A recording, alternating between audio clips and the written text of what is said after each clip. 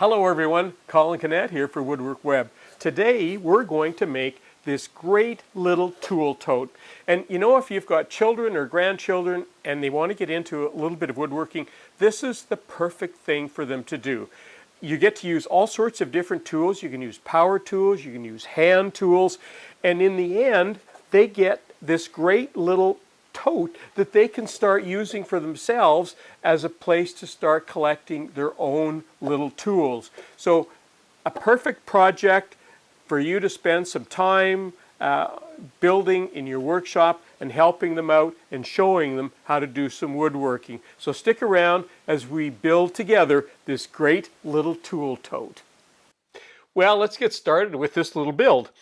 Now I looked in my wood room to see what I had for pieces, and I found some bits and pieces of some pine, and I wanted to use pine for a couple of reasons. First of all, it's inexpensive as a general rule, and it's easy to work. So for somebody who's starting off in woodworking, this is a great wood to start off with because it's just that one of those woods that is easy to work with, easy to cut. Now, you could use all sorts of different methodologies for this, and it really depends on the confidence and the ability of whoever you're working with to help build this. I'm going to be using power tools so that we can power through this. You can make the determination whether you want to pre-cut all of these things or whether you want your helper to cut these out and make the decision what's going to be the safest tool for your woodworking partner to help you out with this. Now, the first thing I want to do is cut my big one in half so that I can start making the sides.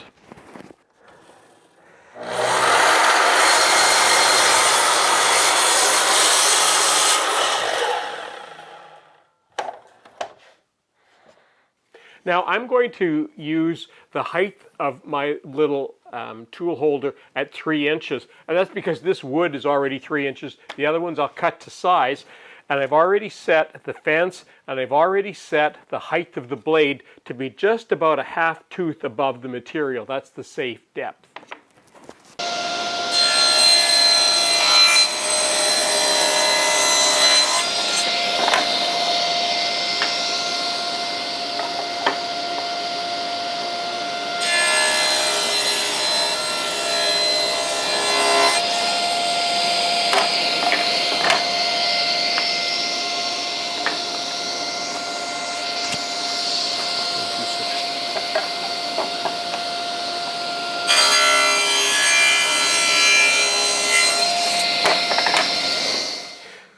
But the whole point of doing this is to get somebody used to using some tools, some woodworking tools. So what I want to do next is I'm going to put a handle in here. So to do that, I need to drill a couple of holes and then cut out between them.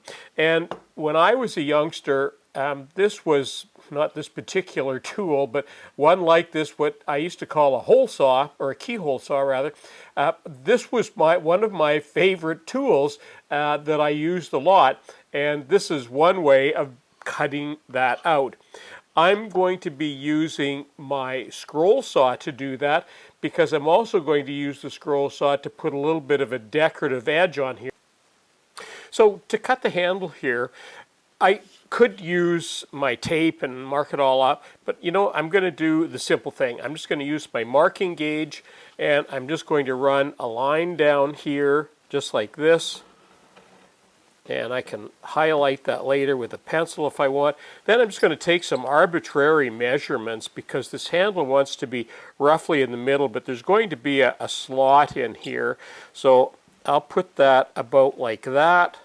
Let's make it a little bit longer, about like that, and I'll just cross that line there and do the same thing on this side, and that will be the center point now for drilling a hole there and another one there, and then we'll just cut out in between.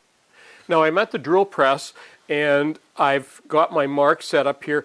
You know, I could do both of these holes, just freehand them because I have them marked off here, but you know, it only takes a second to put a temporary fence on there. It's safer to use, and it will give you a couple of perfect holes.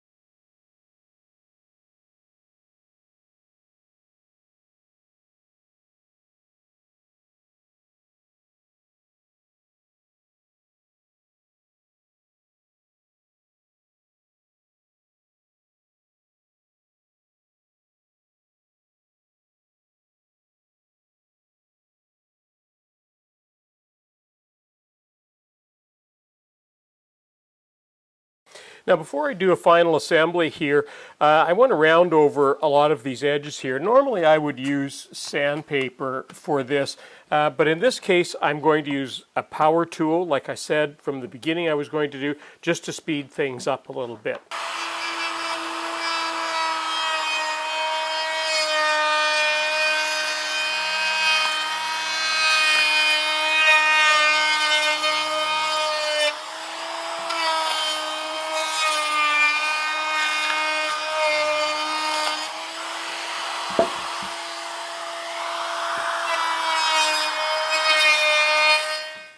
Now the next thing I need to do is to do an assembly of the box, and then I'll put the bottom on as well. Now you could use nails for this. No reason you couldn't use nails. They would work fine. You could use pocket holes. You could use dowels. I'm just going to use simple screws for right now and put that all together. And because I have these little squaring jigs here, I'm going to use those to make sure I get off to a good square start here when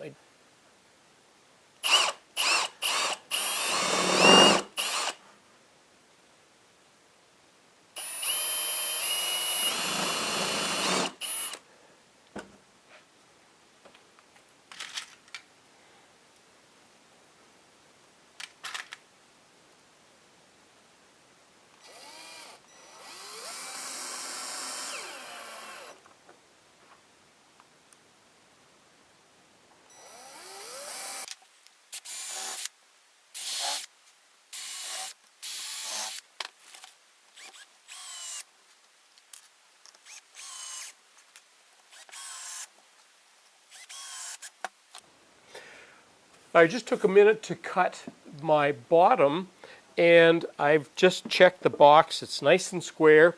And to attach the bottom, I'm not going to do anything fancy. I'm not even going to screw the bottom on.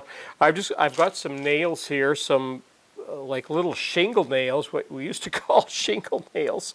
And I'm just going to use them, and I'm not going to make you sit through this because I'm just going to take a few minutes and just nail this on.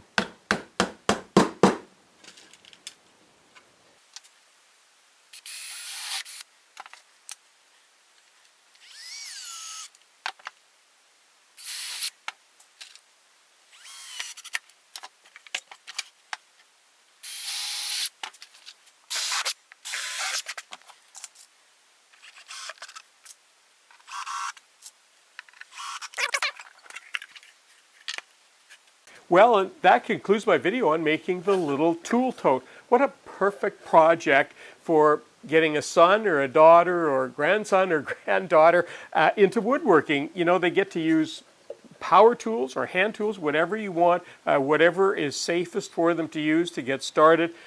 Quite a variety of tools you get to use. You can do this by hand, you can do it with machines, so many variables. And in the end, they get to make something with all these different tools, but then they get something that they can actually put their tools in, or maybe it's something you need for around the house for doing repairs and whatever you want. You throw a few tools in and you take this off to whatever you're working on. So a very useful little project.